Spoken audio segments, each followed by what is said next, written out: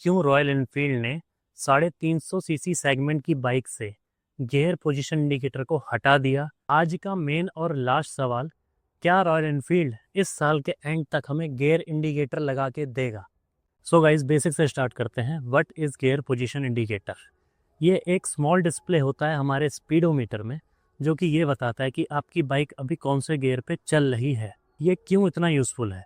सबसे पहले ये यूज़फुल है उन नए राइडर्स के लिए जो भी बाइक चलाना सीख रहे हैं या अभी सीखे हैं, क्योंकि उनको स्टार्टिंग में बहुत कन्फ्यूज़न होती है कि वो कौन से गियर पे अपनी बाइक को चला रहे हैं। दूसरा, ये उनके लिए ज़रूरी है जो स्कूटी से बाइक में स्विच करते हैं या कार से बाइक में स्विच करते हैं। एग्जाम्पल, कार में गियर पोजीशन इंडिकेटर होते हैं, लेकिन अगर बाइक में नहीं है, उस बंदे को बहुत दिक्कत होगी बाइक चलाने में, क्योंकि उसको आदत है कार के गियर पोजीशन इंडिकेटर्स की। सेम एज स्कूटी, स्कूटी में कोई गियर्स नहीं होते हैं, लेकिन जब बंदा स्कूटी से बाइक में स्विच करता है तो गियर में बहुत कन्फ्यूज़न होते हैं। तो गियर पोजीशन इंडिकेटर उनकी कन्फ्यूज़न को मिटाता है। तीसरा, ये प्रिवेंट करते हैं रॉन्ग गियर में चलाने से बाइक को।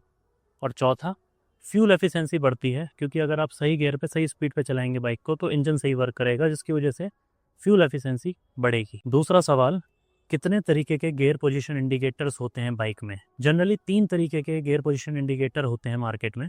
पहला, sensor based gear position indicator, ये कंपनी लगा के देती है, जो कि मॉडर्न बाइक्स में ज़्यादातर यूज़ होता है।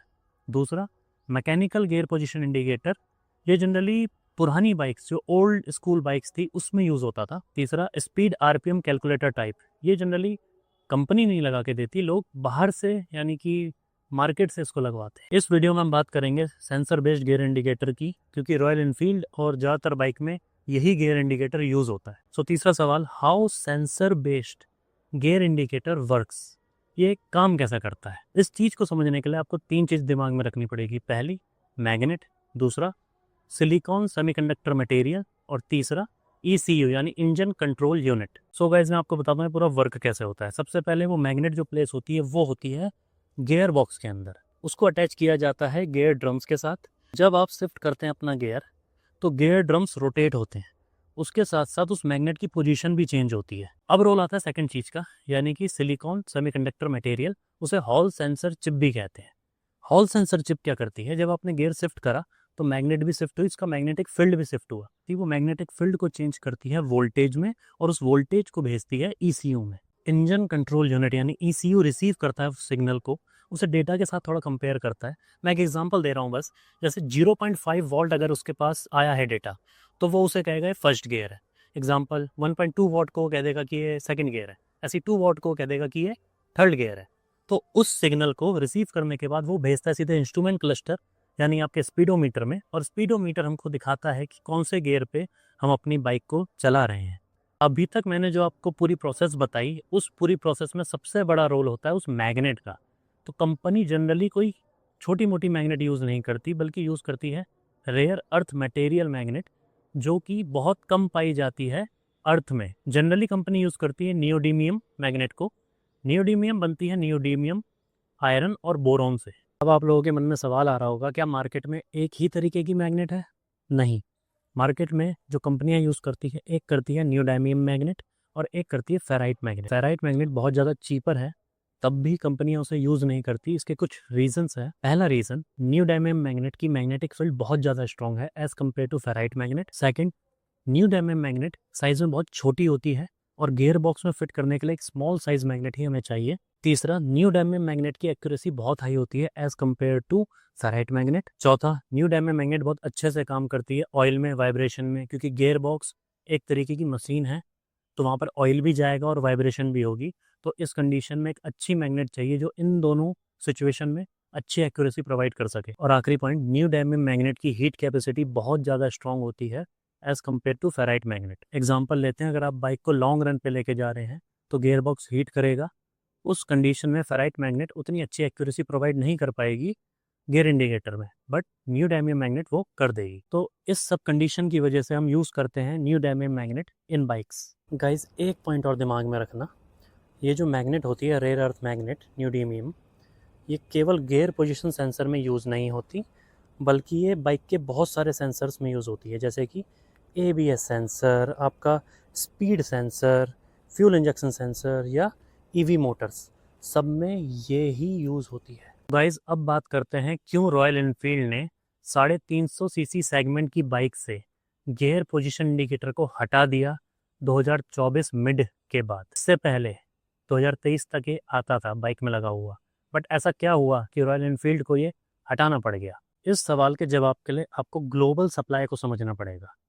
देखिए, पूरे वर्ल्ड में China dominates the entire value chain of rare earth material. 90% of magnet manufacturing पूरे वर्ल्ड की चाइना में होती है और 90% of refining and processing China में होती है। ये फैक्ट है कि डायरेक्टली और इनडायरेक्टली रेयर अर्थ मटेरियल को मैन्युफैक्चरिंग, रिफाइनिंग और प्रोसेस करने के लिए पूरा वर्ल्ड डिपेंड है चाइना पर।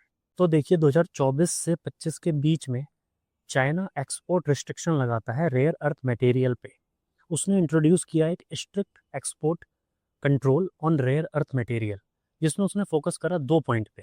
पहला, नए लाइसेंस प्रोवाइड किए जाएंगे रेयर अर्थ मटेरियल को एक्सपोर्ट करने के लिए, और दूसरा, उस लाइसेंस का जो अप्रूवल टाइम है उसको बहुत ज़्यादा स्लो कर दिया। बहुत टाइम लग रहा था अप्रूवल के लिए, इसलिए हमारी जो कंपनीज़ है, जो ऑल ओवर वर्ल्ड की कंपनीज़ है, उसको शिपमेंट के लिए बहुत वेट करना पड़ रहा है। तो चाइना ने ये स्टेप क्यों लिया? इसके मैं 3 मेन कारण आपको बताऊंगा। पहला, ये जो रेयर अर्थ मटेरियल्स होते हैं, एग्जांपल न्यूडायमियम मैग्नेट, ऐसे ही काफ़ी तरीके के रेयर अर्थ मटेरियल होते हैं जो केवल बाइक सेंसर में यूज़ नहीं होते, उसको बहुत अच्छी अच्छी जगहों पे यूज़ करा जाता है, जैसे कि defence resources, missiles, fighter jets, AI hardware. तो चाइना ने ये समझा कि ये जो रेयर अर्थ मटेरियल है, ये एक तरीके की स्ट्रेटेजिक मिलिट्री रिसोर्स है। उसकी जो नई पॉलिसी है उसको अप्लाई करने से, और जो कि वो कर भी रहा है, उससे ये पता लगेगा उसे कि किसको वो ये मटेरियल्स बेच रहा है, या जिसे वो बेच रहा है वो कंट्री उसके खिलाफ ही तो कोई वेपन क्रिएट नहीं कर रही है। तो सिक्योरिटी कंसर्न के लिए ये रिस्ट्रिक्शन चाइना ने लगाया। इस पॉलिसी का दूसरा जो सबसे बड़ा रीज़न है वो ये है कि यूएसए और चाइना के बीच जो ट्रेड टेंशन चल रहा है 2018 से, स्टार्टिंग में यूएसए ने एडवांस सेमीकंडक्टर चिप्स को रिस्ट्रिक्ट करा था एक्सपोर्ट करने के लिए चाइना पे।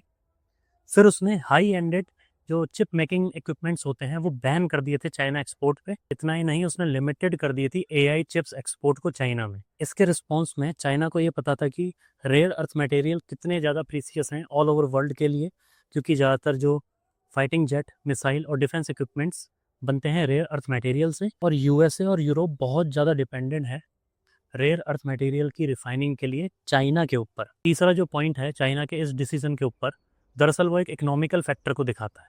चाइना ने एक सप्लाई चेन डोमिनेंस दिखाया है, यानी उसने रेयर अर्थ मटेरियल की वैल्यू चेन को बढ़ा दिया है। इसकी वजह से क्या होगा, फॉरेन कंपनी को अब इन्वेस्ट करना होगा चाइनीज़ कंपनीज पे, या फिर उसे सेटअप करना होगा अपना फैक्ट्री या अपने प्लांट चाइना के अंदर।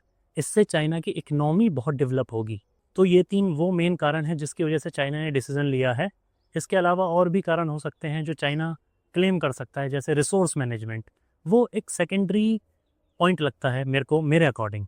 अब आपके मन में एक सवाल आएगा कि चाइना ने तो रिस्ट्रिक्शन लगा रखा है, तो किसी और कंट्री से बाय कर लो। इंडिया किसी और कंट्री से बाय क्यों नहीं कर लेता? देखिए, इंडिया बाय कर सकता है वियतनाम से, ऑस्ट्रेलिया से, जापान से, ब्राज़ील से, रसिया से, और खासकर यूएसए से भी। लेकिन जो ज़्यादातर कंट्रीज़ हैं इनके पास अभी भी उतने बड़े स्केल में रिफाइनिंग इंडस्ट्रीज़ नहीं हैं, जिसकी वजह से इंडिया को इतनी जल्दी स्विच करने में, क्योंकि वहाँ पर और कंट्री भी जाएंगी लेने, हम भी जाएंगे, उनके पास पहले से ही limited resource, limited refining industries हैं, तो इतनी जल्दी हम स्विच नहीं कर सकते।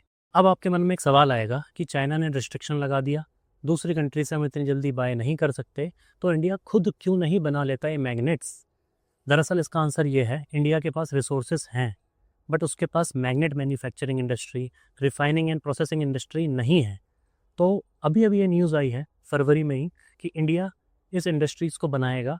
एट द एंड ऑफ 2026 तक ये काम स्टार्ट हो जाएगा, बट तब तक हमें डिपेंड रहना पड़ेगा चाइना के एक्सपोर्ट्स पे।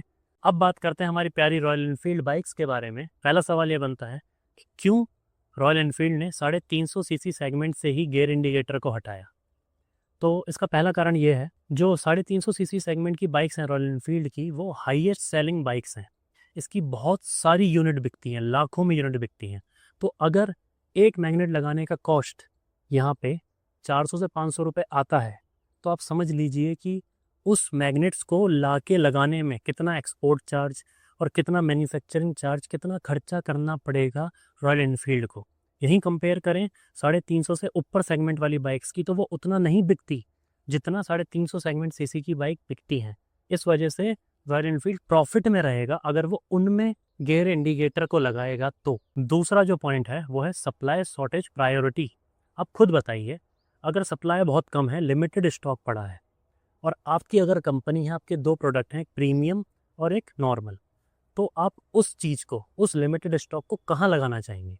तो आप उसे लगाएंगे प्रीमियम प्रोडक्ट पे, क्योंकि आपको मार्केट में अपनी प्रीमियम प्रोडक्ट की जो वैल्यू है उसे बना के रखना है। तीसरा जो पॉइंट है वो पॉइंट है गियर्स के बारे में। हमारी जो हंटर, क्लासिक और बुलेट है, जो 350 सेगमेंट सीसी की बाइक्स हैं, उसमें आते हैं 5 गियर्स, और जो बाकी की जो बाइक्स हैं जो उसके ऊपर हैं उसमें आते हैं 6 गियर्स। तो 6 गियर्स में गियर इंडिकेटर लगाना कंपनी को ज़्यादा वैल्यूएबल लगा, क्योंकि एक तो उसकी स्पीड ज़्यादा, 650 सीसी की बाइक अगर भाग रही है तो बंदे को पता होना चाहिए कि वो कौन से गियर पे चल रही है एक स्मूथ राइड के लिए, ताकि कस्टमर जो है वो खुश रहे।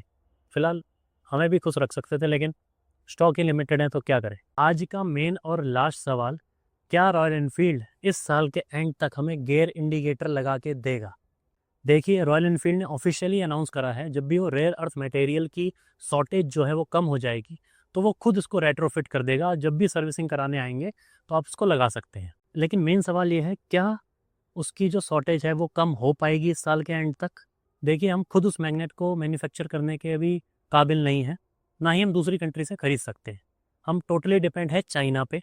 हमारी बाइक पे वो गियर इंडिकेटर लगेगा या नहीं लगेगा, टोटली डिपेंड होता है चाइना के ऊपर। देखिए, चाइना टोटली उस रिस्ट्रिक्शन को नहीं हटा सकती, क्योंकि जब भी कोई कंट्री अपनी पॉलिसी में स्ट्रैटेजिक वर्ड का यूज़ करती है तो वो पॉलिसी लगभग नामुमकिन है कि वो हटेगी। हाँ, मैं ये कह सकता हूँ कि 2026 के एंड तक वो कम हो सकती है, अगर यूएस और चाइना की जो ट्रेड पॉलिसी है उस पर इम्प्रूवमेंट आए, ग्लोबल प्रेशर पड़ने लग जाए चाइना पे, तो हो सकता है कि वो अपने जो लाइसेंस हैं उसके अप्रूवल को फास्ट कर देगा और उसकी वजह से हमारे गियर इंडिकेटर लग जाएंगे। सो गाइज, आई होप आपके सारे डाउट क्लियर हो गए होंगे गियर इंडिकेटर को लेके।